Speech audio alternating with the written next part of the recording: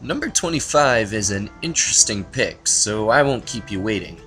It's Chulip, developed by Punchline and produced by Natsume in, well, technically 2002, but it wasn't released in the US until 2007. Anyway, the plot follows the player character, a poor kid in a new town who meets his dream girl as soon as he moves in. He tries to woo her, but unfortunately he doesn't have a strong enough heart. To strengthen his heart, he has to kiss as many people as possible. That is, almost every single NPC in the game. Since it's a Japanese game, it's expectedly quirky. Almost every frame of the game has some sort of bizarre visual information.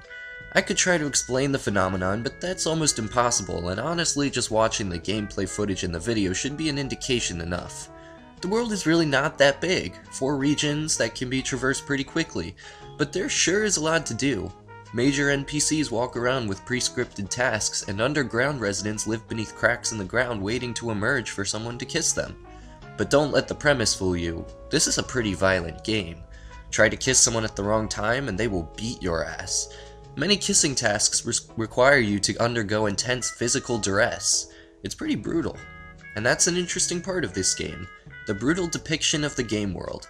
Sure, as you go through the world accompanied by a phenomenal jazz a cappella soundtrack, you may glean a cutesy impression of the world.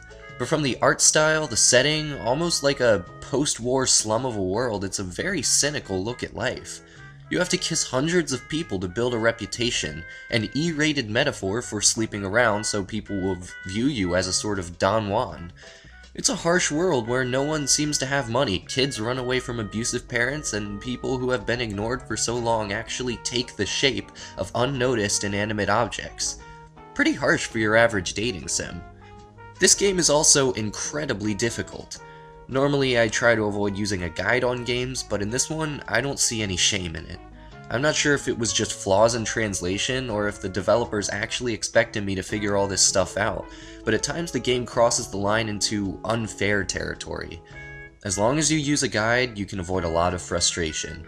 But for all I know, it might just be another crazy Japanese metaphor. Life is hard, and so is the game. Chulip gets an 8 out of 10.